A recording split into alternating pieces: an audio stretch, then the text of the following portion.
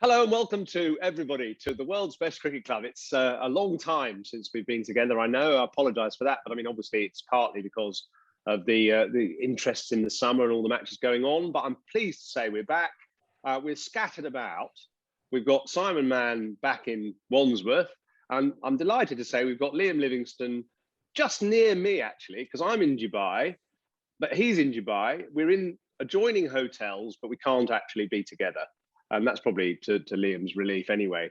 So Liam, thank you very much for joining us on the world's best cricket club. Great to have you all with us as well. I see all of you joining up. I'm sorry it's a strange time, but people in the IPL live slightly strange time sort of lives, don't they, Liam? I mean, you have to kind of, I suppose you have to go on, well, certainly in the IPL in India, you stay on English time, tend to, don't you? Yeah, I think it's pretty much the franchise life nowadays. Yeah, you tend to. We don't play till out here. The evening games are 6 o'clock. Usually in India, they're 7 o'clock. So you don't really want to be waking up at 9, 10 o'clock because you have so much time to waste during the day. So sometimes I generally try and sleep till 11, 12 o'clock and sort of try and stay on English time. And it's easier to speak to family and stuff back home. And yeah, pretty much try and stay on that sort of time. It's very much the franchise lifestyle, as I like to call it. It's very different to county cricket back home, but yeah, it's very different. Tell us where you are. You're in the outskirts of Dubai. What's nice about the hotel that you're in? Yeah, so we've tried to base ourselves between Abu Dhabi and Dubai, so we don't really have a 2.5-hour journey like Mumbai had last night to Sharjah. So we're staying in a nice hotel. It's a beach resort. We've pretty much got, there's 3 hotels here. We've basically got one hotel, or pretty much the whole of the hotel to ourselves. We've got a pool. We've got everything we need. And I guess that's the main thing. So yeah, it's we're certainly not slumming it out here. It's a pretty cool hotel. But yeah, like it's a resort hotel, isn't it? I mean, and how do you spend your days? Good question. Very. Sometimes it can get very difficult to be able to do enough different things to sort of stop getting bored. Like, so today, thankfully, during this bubble, we've been allowed to sort of branch out and play on golf courses away from the hotel. We've got a 9-hole golf course on the hotel that we can play, and pretty much we just turn up. The buggies are already there, everything's sanitized, and we sort of go sort payment out at the end, and then head off back to the hotel, or in the case of the 9-hole golf course here, we just hop back in a buggy straight back to the hotel. So it's pretty much training days off is golf days, and game days, and it's pretty much, you don't even live Monday, Tuesday, Wednesday, Thursday, Friday, Saturday, Sunday. It's pretty much match day, rest day, or game day, and or training day, sorry. So that's pretty much the IPL lifestyle at the moment. It's a bit of a shame that we can't get out, and especially in Dubai where the restaurants are so good. It's always nice to sort of branch out and eat some different food and things like that, which is a little bit disappointing, but it's obviously the times we're living in at the moment. I suppose, I mean, just Simon coming in a second, I'm just going to say, I mean, I'm in the same hotel in a separate section. And I mean, I've only been here 4 days, and we're obviously much freer than you, but I'm already kind of going nuts thinking, Christ. In fact, I just had this test and trace notification, and they're telling me I've got to isolate for 10 days, which I'm not going to do, obviously, but because I'm double vaccinated. But if I had the prospect of being stuck here for 10 days and all I could do was go to a cricket ground and come back, I think I would go nuts. So I think I see why the sort of the bubble security thing does pose problems. It does, and I think, I don't know, some people have sort of had an opinion on it that haven't really done it, and I think it's a very it's a hard thing to talk about if you haven't experienced it. And don't get me wrong, we're very privileged, we're living our dream, we're traveling the world playing cricket, but I pretty much spent, of 365 days, I had about 325 in a hotel room. sort of as COVID hit, from the start of the England bubble during COVID, right the way through the Big Bash, whatever I played that winter. So that's where the problem comes, is living out of a suitcase, eating meals in hotel rooms, just sort of losing that normal way of life. And that's why being back in England this summer was actually a pretty refreshing. Although we were sort of restricted on what we should and shouldn't do, there was a little bit more freedom of being able to go to a coffee shop and sit outside, or go to a restaurant and eat food outside. And them little differences make a massive difference to the sort of the bubble life, but people don't quite understand it until you've been in it. And what have I've been here now, I did 6 days quarantine and maybe 2 weeks, and I'm already sort of on the verge of just losing the plot.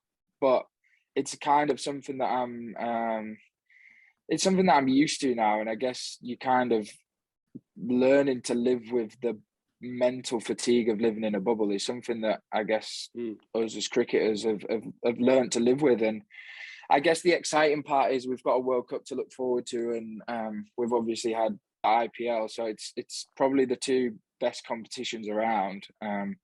So I guess the excitement of that, and we've got crowds back, and I guess that sort of entertainment value of it has made it bearable. But going forward, I don't know how long they're sort of going to be sustainable for. Certainly going into the start of next year. The IPL is coming to an end for you. So just explain sort of what happens now. Logistically, I mean, I know the England team flew out to Oman, didn't they, at the start of the week? What's your plan from here? And what do you have to go through as well, to sort of join up with them, and then ongoing through the preparations for the World Cup? Yeah, so all our international boys that are going on to the World Cup, we've got a game tomorrow night.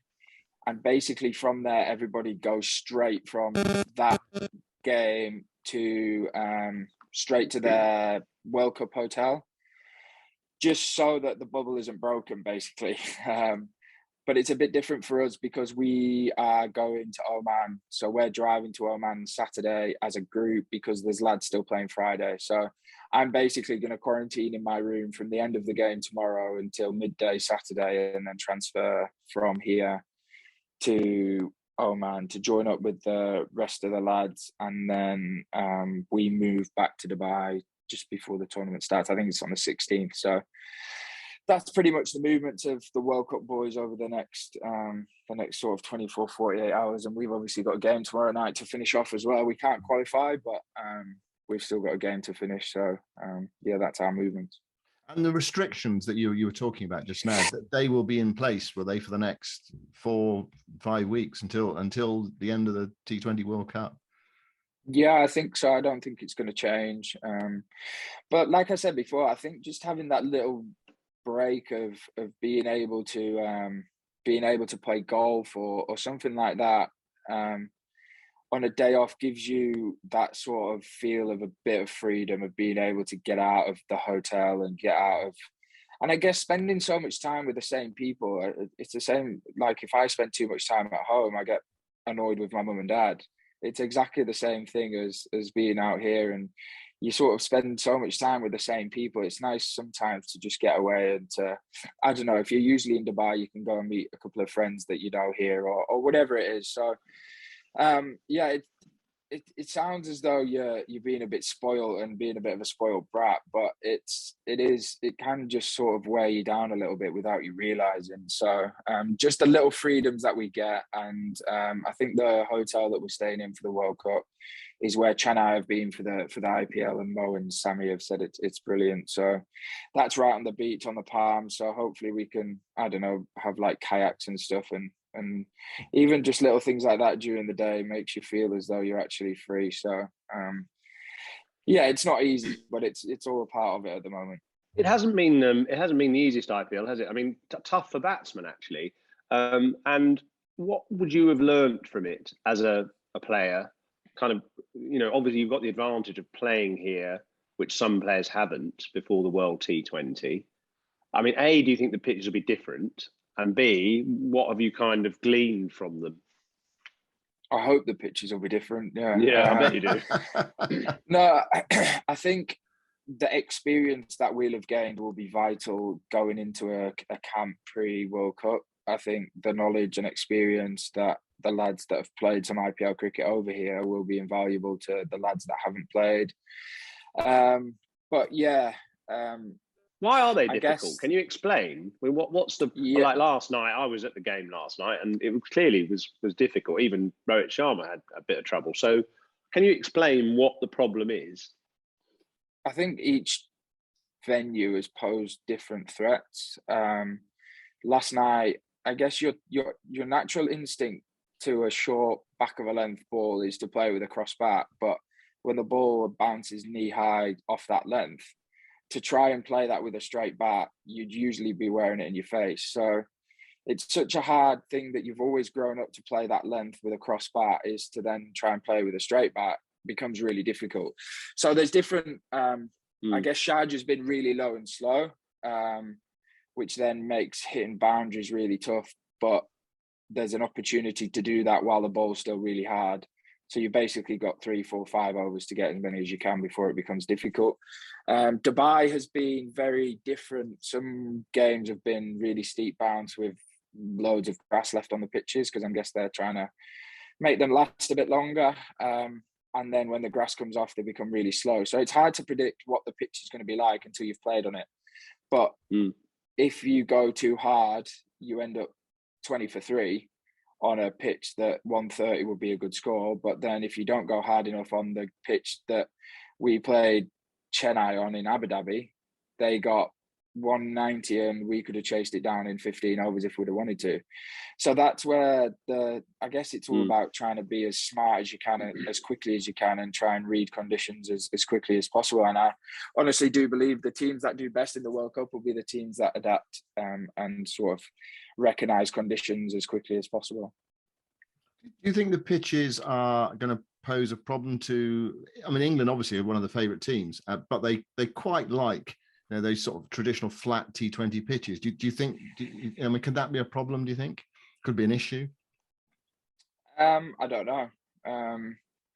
Yeah, I guess we're used to playing on really good pitches wherever we go, mostly in the world, especially at home. We play on really good pitches, and I guess it's going to test our skill set of being able to get scores and chase down scores on these types of pitches. But I honestly believe we've got a very good bowling attack as well that are going to pose problems on these pitches. So especially someone like Rash, who's been around and seen the last sort of 2 weeks of the IPL, will be a massive bonus for us, that he'll have, although he hasn't played that much, he'll have been around and seen and experienced the pitches. And I guess Morgs is the same. Morgs has obviously played every game for KKR. So it kind of gives you a little bit of a head start and gives you, I guess you kind of know what's coming.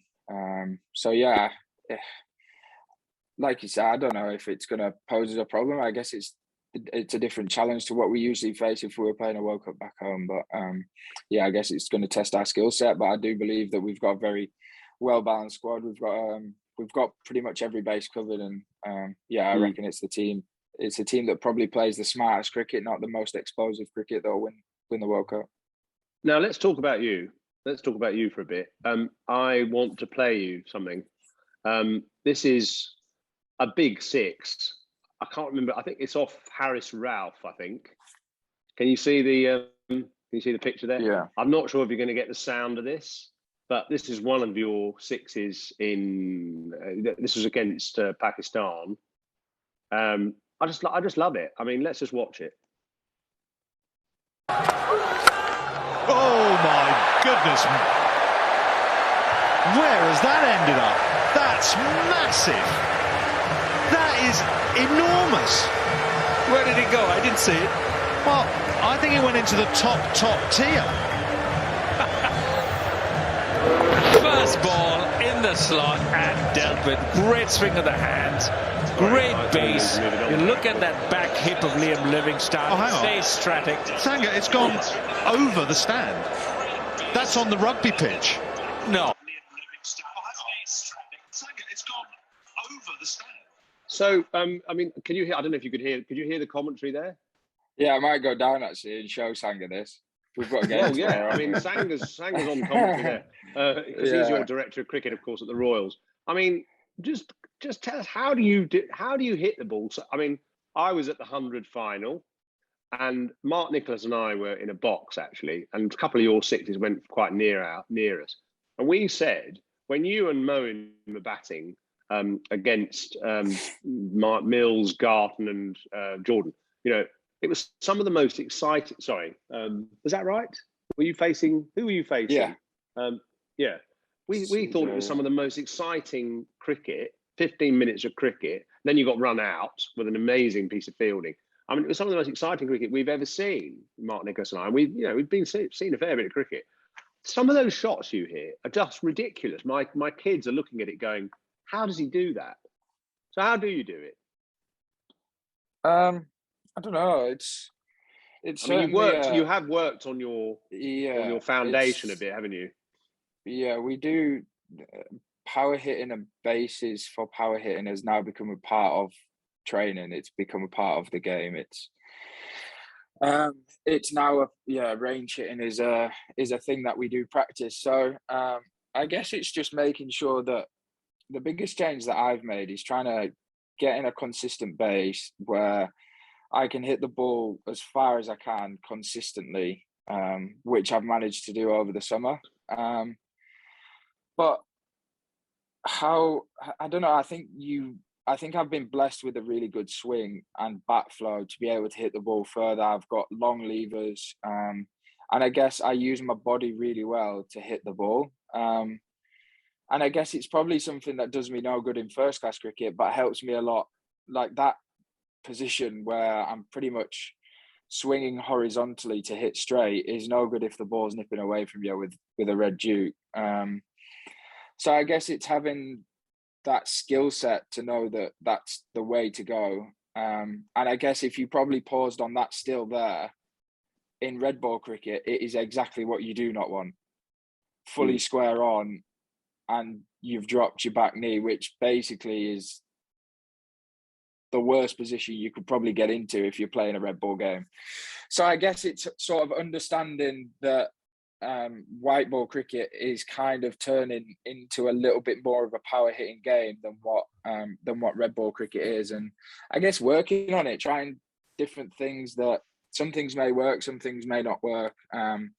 Trying different things out, trying to hit the ball with a long back flow through the ball, trying to use your wrist to open up different areas. How do you practice that? Because I've been to Julian Wood's power hitting club or school in Berkshire. Took my daughter down there, and he uses big bats, bigger heavy bats and heavier balls, and he gives you a hurling stick to get your wrists through as well. Have you done that, or do you do that kind of thing?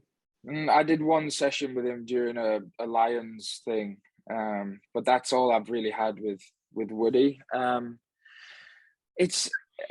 Most of it is honestly trial and error and just trying to work on, and I guess going around in the franchise stuff, going and playing at Rajasthan with Josh, to then going and playing at Cape Town with Quinton de Kock, going and playing at, Perth with Mitch Marsh.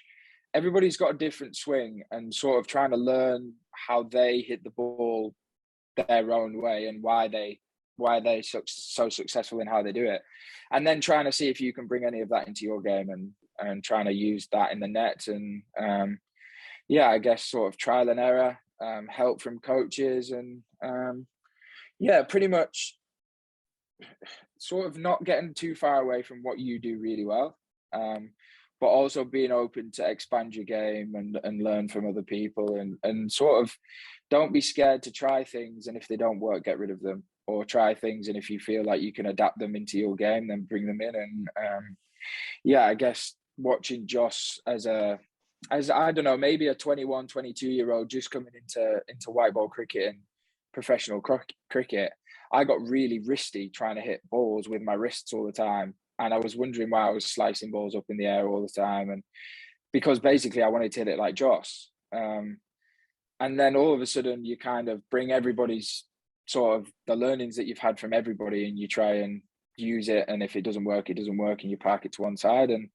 all of a sudden you come up with your own brand of being able to hit a ball. And pretty much this summer, it felt like everything came together perfectly. And I basically went from game to game, playing in a very similar way, in a very relaxed way, and really enjoyed trying to go out there and entertaining people in a new brand of cricket. And I guess the 100 was probably the most satisfying thing for me, was seeing kids wanting to get into cricket, wanting to watch cricket, wanting to come and buy the Birmingham Phoenix shirts or whatever it was, the Manchester Original shirts. And I guess I actually seen service stations travelling to and from games. You see kids wearing the shirts like you do Man United shirts with Ronaldo on the back. You'd see Birmingham Phoenix shirts with Mo and Ali on the back. And I guess that's the sort of thing that we wanted to get from the 100. And I do honestly believe that us as players sort of played the brand of cricket that has sort of gained interest in cricket. So hopefully it can go from strength to strength. But I do believe that it was actually a very good tournament. By the way, my daughter's at uni with Chris Benji, and he speaks highly of the influence you had on that team, and you know how good it was to work with you, and because you're inspiring. I know it sounds weird, you're only young yourself, but you are inspiring the next generation. Yeah, and I guess that's the cool thing, and it's always nice to hear things like that, because I would say the same to Joss, who I've spent a little bit of time with. I would say the same about Stokesy and Morgs and J-Roy.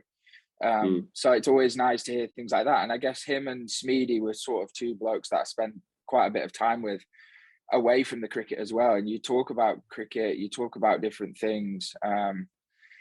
And I guess that sort of experience that you've learned over the last 3, 4, 5 years, it's nice to be able to pass that knowledge on to other people. And I do believe that Benji's actually a real talent. And I do think that he's gonna have a real future in the game, just like Smeedy will at Somerset. So I guess it's nice to pass on that sort of that knowledge and the experiences that you have until you then come up against them in county cricket.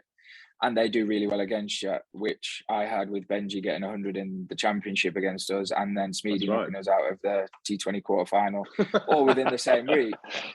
So, yeah, I guess that's the sort of. But even seeing things like that, we've lost 2 games, or I don't think we lost against Warwickshire, but we drew the game. But it's nice to say, it's nice to see that. The boys that you've spent time with and have talked to you about cricket and have come up to you and say, what do you think about this? It's always nice to be able to pass that on and then go and see them do well. How far did that 6 go, by the way? Has anyone ever told you how far it went, that one at Headingley? I don't think there was an actual measurement, but I think somebody measured it on Google Maps. It went out of the stadium, didn't it? Yeah, it was found on the other side of the rugby pitch. 121.96 meters it was measured at. Bloody hell, that's Albert Trott country. That, you know, that's the guy who hit the 6 over the Lord's Pavilion in 1899. Yeah. That's a special amazing. Yeah. Yeah. How do they work? How do they work that out, Norts? And where did you get that figure from? 121 meters. It's Google Earth. The dark web. The dark web. That is actually off Google Earth, I think. Right. God. I mean, that is incredible. I mean, that is a phenomenal hit, isn't it? 100. I mean, you talk about in the IPL. You know, someone hits one for 90 meters. People say, "Oh, that's a massive blow." I know there's a bit of hyperbole around the commentary on the IPL. Is there a competition between batsmen? Because, you know, Goffey always used to say he liked looking at the radar to count, you know, the speed to see if he was faster than Devon Malcolm and all that. Well, I mean, what about hit 6 hitting? Is there a bit of a sort of macho club of people who say, I've hit it further than you? You know what the biggest, so I reckon you have the amount of sixes is the rivalry between the batters, but the length it's always the bowlers that think they hit it further than the batters. So you never have 2 batters saying that they hit bigger sixes than each other. So I always have it with Tom Curran. Tom Curran always says he hits the ball further than me, but it's a clear fact that he doesn't. So I always have these arguments with him, but it's always the bowlers that think they hit it further. So yeah, it was nice actually, because Tom Curran was at the other end, and he actually said to me that he's hit one further than it. So it's always It's always nice. It's quite good fun to have a laugh as well. I wonder if that one's on Google Earth as well. Where did Tom go and hit that one then? Where did he claim to have hit a bigger six than that 121 meter one? Sure. I have no idea. They're always in net sessions when no one's around. Ah, right. Yeah, that doesn't count. So should exactly. should we ask some questions? Should we go to some questions, Simon? Or have you got another? No, that's fine. Let's have some questions. Yeah, it'd be great. So I don't know how we're going to get them. You've got to. Rob Somebody Whitehouse. put their hand up. Rob's waving at me. Right, so these guys are our guys and girls are our kind of regular members, Liam. So they'll have some good questions. So can we fade up, Rob? Good afternoon, gents. Hi, Liam. Hi, mate. How are you? I'm very well, thank you. Just a quick one, really. When you go out to bat, do you plan your innings to attack a certain bowler or certain set of overs, or is it just literally whatever ball's there, you're going to try to go beast mode and send it into the crowd? Yeah, I guess you do your analysis. We do our matchups. You know, the sort of bowler that you feel as though you can take down on any given day. But sometimes there's scenarios in games where you feel as though you can sort of take someone down. But pretty much when you're playing at your best, I think you just sort of see ball, hit ball, and if the ball's in your area, it doesn't matter whether Rashid Khan's bowling it or some part-time spinners bowling it. It's got to go. So I guess you do the sort of pre-planning, and we do sort of look at our matchups or whatever it is, and try and sort of see who you're going to try and take down. But yeah, the game situation changes. Has there been a plan which you've had to change because he's been tougher to play than you thought he would be to get away? All the time. Yeah, sometimes you plan for things, but somebody changes plans. A bowler they're always trying to sort of outfox you, and they wanna sort of try and change your rhythm and get away from what you do well. So yeah, I guess sometimes you've got to change, and sometimes you think I can't. You go into a game thinking I'll take Rashid Khan for 20 off his 4 overs or whatever it is in the 100, and you get in and you think, do you know what? I'm going to try and take him down, or whatever it is. Yeah. So I guess you've got to be clever. You've got to try and play the game situation, but you certainly do the research and the analysis before, and sort of have a plan ready to go once you walk into bat. Yeah. Great. Thanks, Liam. Thanks for your question, Rob. Let's get a question from Mike Jennings. Can we unmute Mike Nortz? So am I muted now? Can you hear me? Yep. This is Chris Wokes' best mate, aren't you, Mike? Oh, I absolutely wish. Do you know what I mean? I went down to the Warwickshire game a couple of weeks ago. I think there's a restraining order on me. I can't get too close to him. I'm not surprised looking at you. Thanks for doing this, Liam. Just a couple of quick ones, actually. Well, a little bit on what Simon was saying earlier, the influence you're having on the younger players at Birmingham Phoenix. And I know you've had a bit of captaincy experience in the past, but is that something you're looking to do again? And also, we spoke a little bit earlier about the Red Bull side, but have you still got Red Bull ambitions for England? But yeah, they're more sort of 2 questions. Captaincy stuff. I actually really enjoyed it when I did it for the Phoenix. County captaincy, absolutely not. Yeah, it wasn't my cup of tea. It was more child-minding than anything else. So yeah, captaincy and count as a county captain, certainly not. But I would definitely sort of go down the route of maybe doing a T20 captaincy, or like captain in the Phoenix when Mo was away was great fun. I think the on the field stuff is the easy bit. It's really cool to be in control of what you're doing. But yeah, I guess I enjoy the added responsibility of it. Sometimes it can be really difficult because you can make 2 decisions on what you think is the right thing to do, and somebody else thinks it completely different, but there's no right or wrong answer. So I think over the years I've learned to sort of go with my gut, and I know that I went with my gut, so I can be pleased with whatever. And yeah, Red Bull cricket. I haven't really had that much time to play it. I've basically been trying to get back into the T20 squad for this World Cup coming up. And I guess I wasn't going to do that by playing red ball cricket. I was going to do that by going to an IPL, going to the Big Bash, going to the PSL, whatever it was. But I certainly do have, it's the pinnacle of our game. Everybody wants to play Test cricket. I certainly want to play Test cricket. Whether it's going to happen or not, I don't really know. And hopefully I get an opportunity over the next however many years to sort of have a little bit of a red ball block and get some training in and work out my red ball game, which was actually pretty strong 2 or 3 years ago before I started playing a lot more white ball cricket. But I guess the way I'm playing my white ball cricket at the moment, I wouldn't have got to that stage by missing out on opportunities to play red ball cricket. So I guess it's all trying to balance your expectations and what you want to do. And I guess if an opportunity came up to play Test cricket, if I played I don't know, 6, 7, 8 championship games and did really well and got an opportunity, then that'd obviously be great. But if I finish my career and I haven't played Test cricket, I'm not going to look back on anything with massive regrets. But yeah, certainly I do want to play red ball cricket. I ain't giving up red ball cricket just yet. But yeah, I do want to play, basically.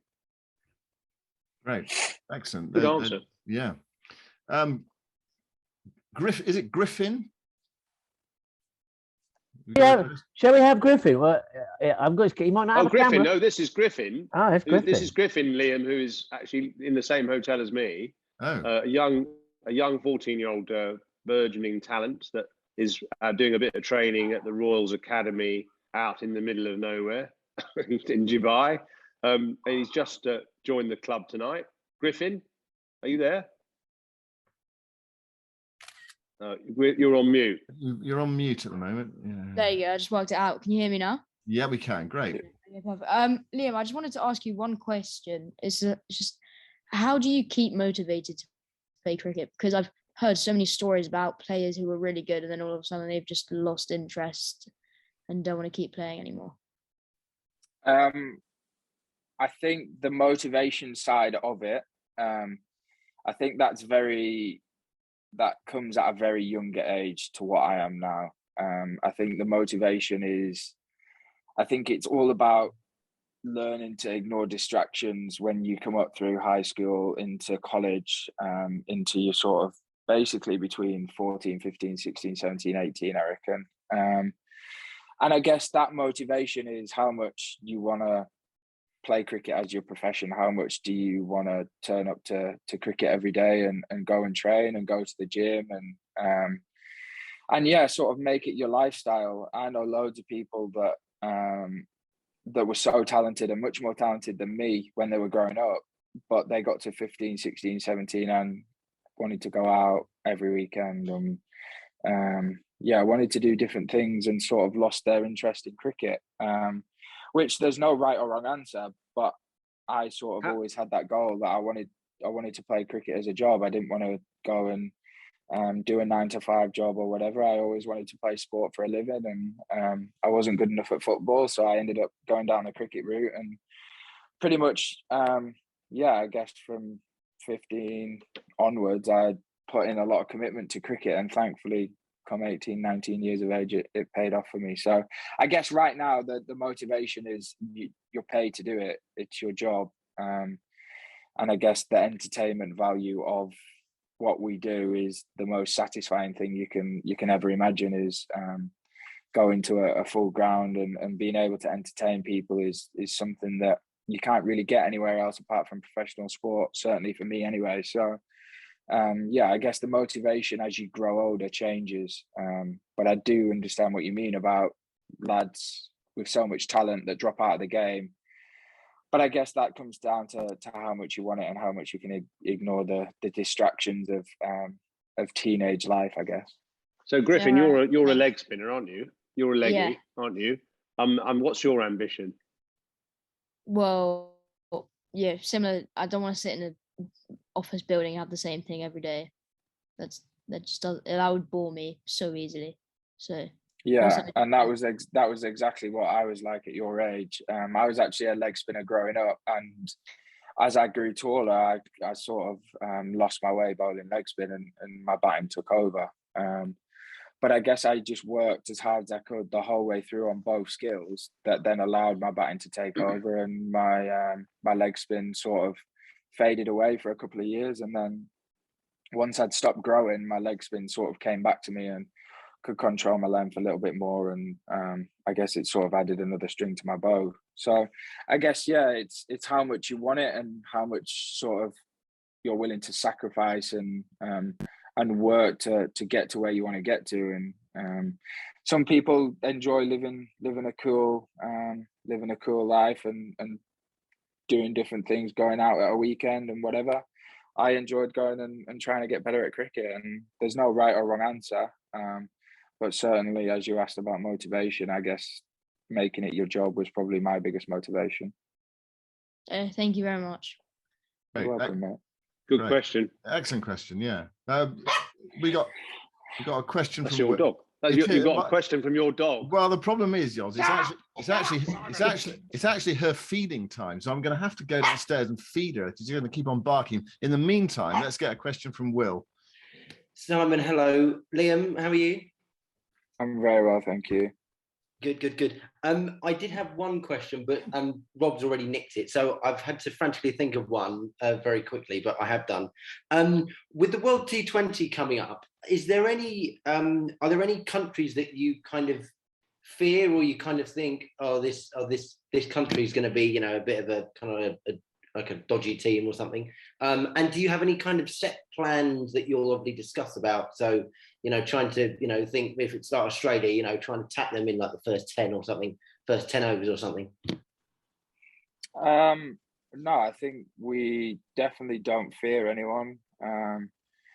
We've got a very good squad. We've got a very good team. And I guess the one thing that we pride ourselves on is having no fear. And that goes with teams that we play against and also the brand of cricket that we play.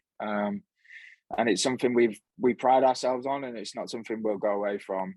So I certainly don't think we fear anyone. There's going to be different teams that pose different challenges. And I guess it's up to us to be able to nullify the sort of threats that we will get throughout the tournament. But yeah, there's certainly no one or specific team or player that we're sort of wary of or fear. We certainly have a lot of self-confidence in our team, and I do believe we've got one of the best teams in the world at the moment. So we certainly have nothing to fear. And with our planning and stuff, we use our analysis a lot. We sort of do all our analytic stuff pre-game, pre-tournament. So yeah, that will all sort of build up into each game, and there'll be certain plans depending on wickets, depending on attacks that we'll face, batters that we'll face. They'll change as the tournament goes on and as the pitches change. But I guess we do spend a lot of time pre-planning the games. We don't just rock up at a ground and see what's what and go from there. No, exactly. Cool. All right, cheers, mate. Go well. Eugene Berger says, what is your preferred batting position? Setting the platform at the top or hitting the winning runs in the middle? I'm sorry about my phone. It's all right. It's a difficult one because I've spent most of my T20 career at the top of the order. My only way into an England team was in the middle order. So I had to go away and play in a couple of competitions to try and work on a game that was suited to the middle order, whilst not losing the strengths that I have in the top of the order. Certainly for competitions like the Big Bash, etc. So I guess it's a difficult question. I do get asked it all the time, and I actually had a chat to Sanger about it the other day, and I said to him, "Where do you think my best position is?" And he reckons it's at number 4. I believe that my strongest position is opening the batting, but we've probably got 3 of the best openers in the world in our team. So yeah, it's a difficult one. Where do you think Josh Buttler? Where's Josh Butler's best position as well? Because that's always in T20.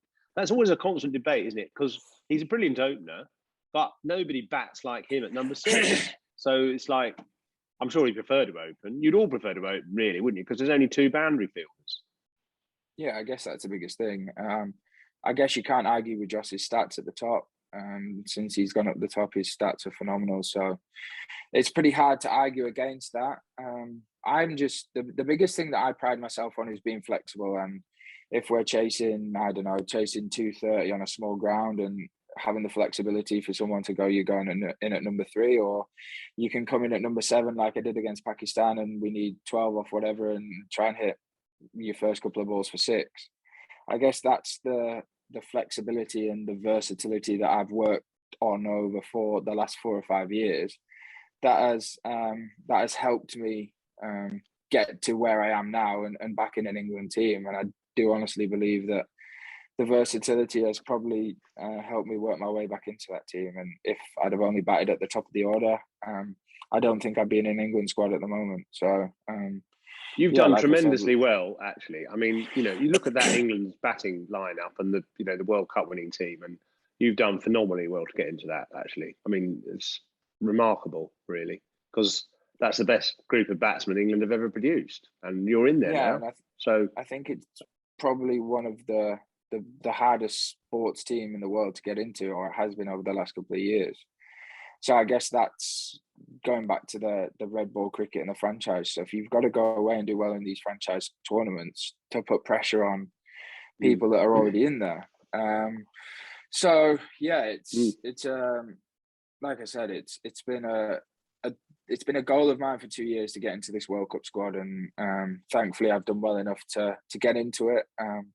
But yeah, like I said, my game's sort of come a long way in the last 2 years, and hopefully I can continue that development for the next 2, 3, 4, 5 years. Should we have one more question, Simon? Yeah, one more question. We've got one more. Jacob's there, yeah. One more question from Jacob, and then we'll do the quiz, and then we'll thank Liam for his time. Hello there, Simon and Liam. Just to point out, my 7-year-old daughter has been watching the 100, and she kind of saw the phone and she was like, "Daddy, are you on the phone to Liam Livingstone?" Yeah, and she doesn't recognise many cricketers, and she loves you, Liam. So that's great. Yeah, Liam, I just wanted to ask you now. With you playing franchise cricket, IPL with players like Irvin Lewis and Sanju Samsung, when you play like the international teams, like in these big tournaments, is there less of an unknown, less of a mystery, and is that something that you can help? I don't know, Morgan with, when you are in tight situations, the Achilles heels or the weaknesses of certain players, and do you get that played out every now and again? Yeah, I think it works the other way as well, is the fact that Evan will now know how I play, or David Miller will know how I play in the middle order and my tactics against spin or whatever. That's the sort of the franchise lifestyle that we live at the moment, is you try and keep a couple of things close to your chest that you don't want anyone else to know, and certainly no one out of your international team to know.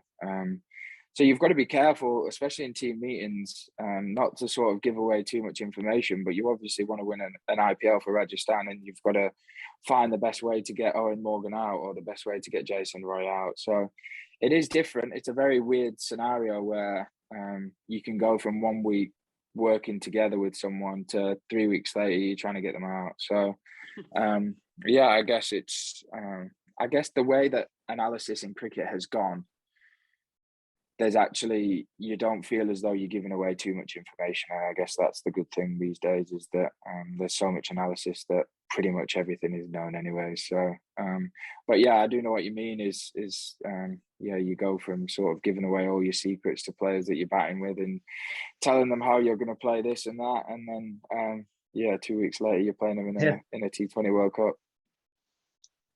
Do you like analysis?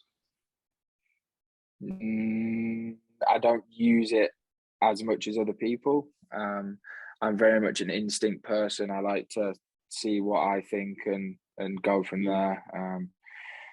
There are a lot of numbers that are useful that can help, and I do use different numbers that par scores and stuff that usually give you an idea of what you need. But certainly being told some analysis around the world, you can get told what to do, which I don't think helps.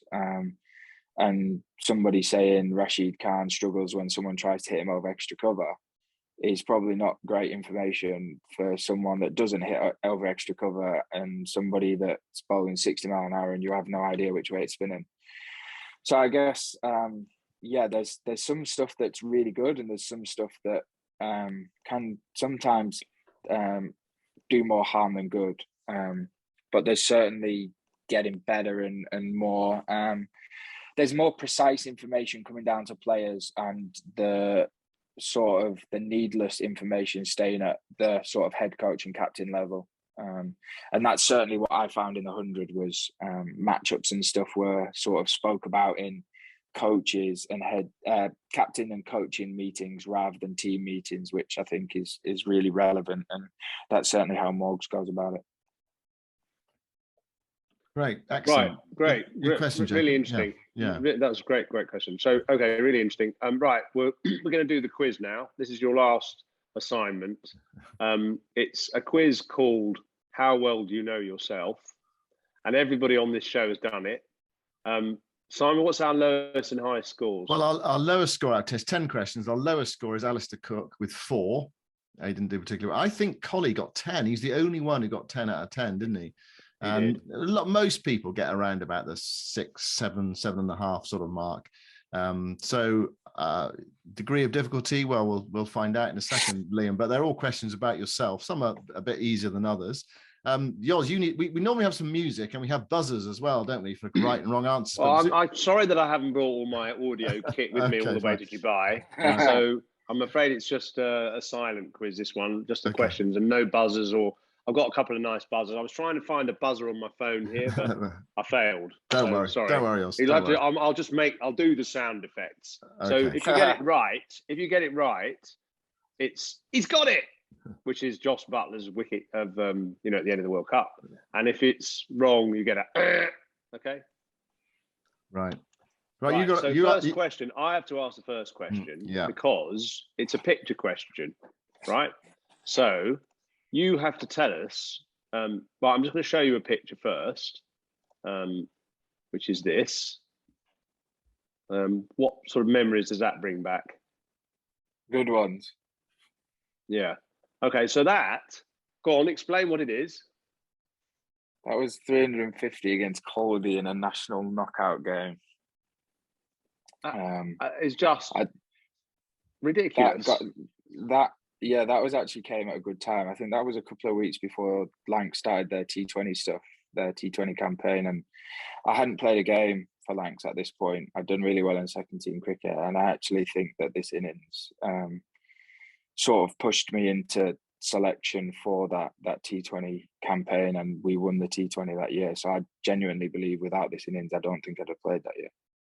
Well, I mean, you can't really ignore that innings, can you? Now, so anyway, the question is, you got 350 in 45 overs out of 579, remarkable performance. So the question is, how many balls did you face? I knew this was coming, and I know it's either 136 or 138. I don't know which one it is. Let's go 138. He's got it! Yeah. Excellent. Very good. 138 balls. How many sixes? Just as an extra bonus. Not a bonus mark, a bonus question. 27? 27 sixes. 27 sixes. How many lost balls? A few. There was Amazing. one point we had a man in each field throwing balls back. That's like my bowling in the North York Moors, Simon, isn't it? That's exactly it. I was hit recently in the North York Moors for the biggest six of my career, actually, in 3 fields away. It took about 10 minutes to get back. Anyway, well done. 1 out of 1. Question 2, Simon. Was it more than 120 meters, yours? Right. Question number 2. In April 2016, you made your first class debut for Lancashire, obviously. Who dismissed you? Who was the first person to dismiss you in first class cricket in the county championship? You made 70. I did. And I got out 2. That attack was... I think it was Jackson Bird. Sure about that? The attack was Broad, Bird, Patel. And who was the other one? He's played for England. Was it Jake Ball? He's got it. Was it Ball? A second ago. Second answer. We're very generous. We'll give you that.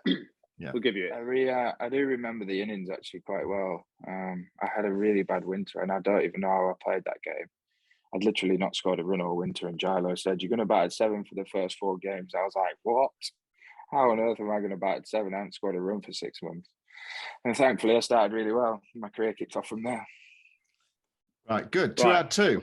Question 3: who was the first bowler you hit for 6 in an international match?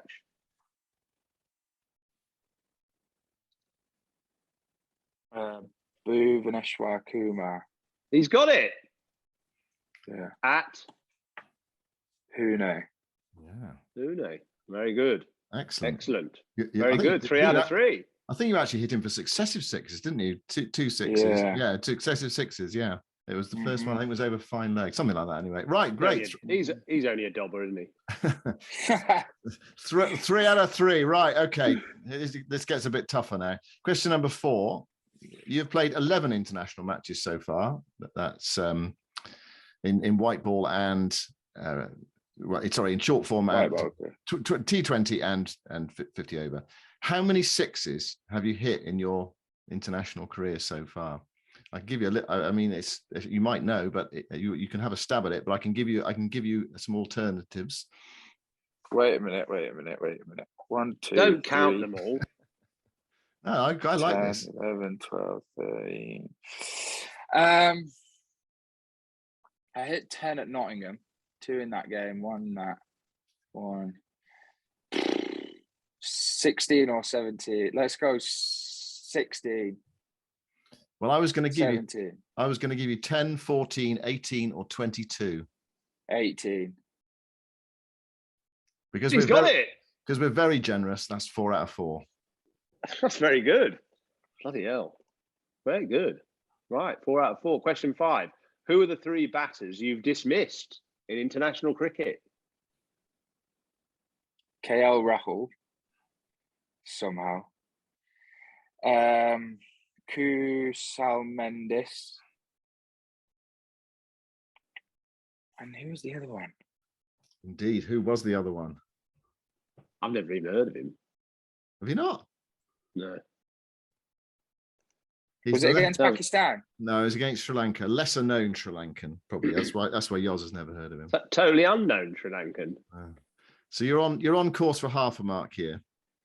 Wait a minute. Can you tell me the game it was in? We haven't got all night. No, I think it was at Southampton. Know who it is. I do know who it is. It was at Southampton. Yeah, it was the big left-hand seamer. Binura something.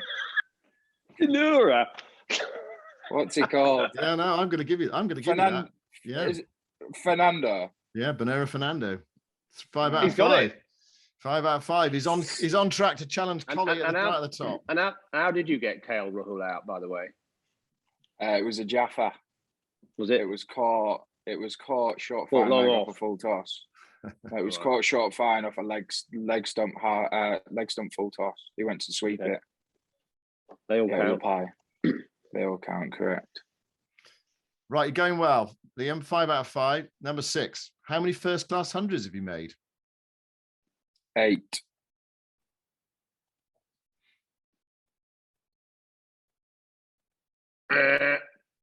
9. 7. 7. Undercooked myself. You can't claim that 350, I'm afraid. No. Yeah. Okay, 7. I did check it on the Cricket Info today. Yeah, some of your stats are a bit suspect, aren't they? Well, no, that one was. Let's have a look. No, that is right, I think. Yeah, 7. Yeah. I got 2 of them in one game as well. Bad down it. Not enough. Next question. Okay, so that's 6 out of 7. I mean, I'm afraid we'll have to be a bit harsh there, and that's the wrong answer. Question 7. 5 out of 6. Sorry, 5 out of 6. Interesting to see if you know this. What's your current T20 strike rate? Roughly 145. Oh, bloody hell! He's got it. 145 is. I only know that I've wanted, it's actually 149.96, 144.96 or something, because I checked it the other day, just because I've had a goal for ages to get my average up to 30 and my strike rate up to 145. And I got past it during the 100, and I think my average now is 29.9 and my strike rate is 144.9. When I've just dropped underneath. When I was setting that question, I was interested to know actually how much a T20 player like yourself, it takes notice of your strike rate, whether you actually did know it. So interesting. 144.68 rounded up to 145. So I actually I'd rather have I take more notice of my strike rate than I do my average. Put it that way. Yeah. Yeah. Great. Yeah. Okay. That's very good. 6 out of 7. Right. Number 8. How many T20 and 100 franchises have you played for? So include the 100 as a T20, really. Yeah. 1. Lancashire counts as 1, yeah? Yeah.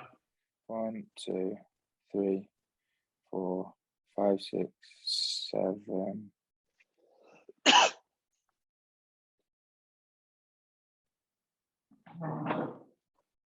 7.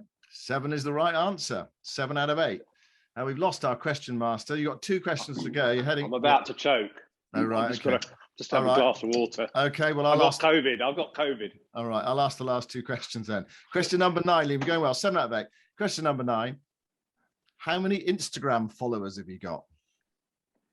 Presumably this is going to be to the nearest sort of couple of thousand, is it, Yoz? You set this question. 134,000. You check that every day, don't you? You look it up every bloody day. I don't. I just have a vague idea. You don't have a vague idea. You have a very precise idea. 134,000 is correct. Yeah, 8 out of 9. Right, you do the last question, Yoz. Okay. Well, I mean, we normally ask this question is like, what's your most irritating habit? But I couldn't find anybody to find that out, and so we're not doing that one.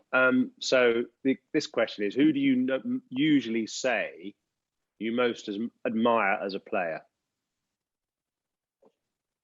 Now, who's your favourite player, basically, of all time? Current that you player. Like? Yeah. Who do you most say you admired, growing up and as a player now, sort of thing? My two idols growing up were Freddie and Warney. Current player, then. And the most recent 2 are probably then KP and Joss. Oh. The thing is about this question, Yoz, is it's so subjective. Yeah. Well, because the answer you put down, Yoz, is AB de Villiers. No. Whenever I get asked a question about that, it's always my current player is probably Joss. Only because I grew up wanting to bat like KP, and then once I'd started playing a bit, I wanted to bat like Joss. All right, we'll bin that question. Let's bin that question. Then in that case, we'll have to make up one. AB is probably someone that is definitely in my top 3 of most watched players, I reckon. It doesn't really answer the question. It was a shit question. I agree. So let's say, what is your most irritating habit then? Well, how do we know the answer to that? Well, we'll have to trust him. We'll have to trust him. Most irritating habit, probably not shutting up in a dressing room. Well, that's what they all say. But yeah, they will do.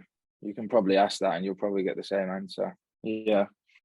Probably not shutting up, being too loud. Are you ever going to change? No. I guess, do you know what? This is the one thing that I'll always be thankful of Morgs is, oh my God, who's ringing me? It's room service. I'll always be thankful of is Morgs creates an environment where you can go in and be yourself and you don't get judged. And I guess that never happens anywhere else in the world apart from an England white ball squad. So, I guess that's a thing I'll always be, have massive respect for Morgs, is the way that he and Spoons can create an environment where whether you've played 200 ODI games or you're making your debut, everybody feels as though they're equal. Excellent. Well, excellent. Well done, Chris. Are we giving Liam 8 or 9 out of 10? Well, I 9 think out of 10. Yeah, 9 out of 10. Yeah, no, I think Nort's the question master, the judge is. He's going to give you 9 out of 10 because I think his precision, his knowledge of some of this stuff, especially bloody Instagram numbers and his strike rate, was remarkable. You're a total anorak. You're a cricket badger, you are. I am actually an undercover cricket badger, but I've also spent the last 2 years of my life in a hotel room, and there's not much else to do. Trust me. Excellent. Well, listen, thank you. Normally I'd give you a round of applause from a stadium. I haven't got any sound effects at all, so we'll add that in later. Just to say, you've been brilliant, and I hope we've at least alleviated an hour of boredom for you. Thank you. Yeah. You have. I appreciate it. Great. Well, yeah, thanks very much, Liam. All our guests and members of the club will be very grateful for you turning up as well. And all the best in the World T20 World Cup that's coming up in the next few weeks. England's first, the qualifying tournament first, England's first game is towards the end of October. And of course, this is in aid of the, not at all, and this is in aid of the Professional Cricketers Trust.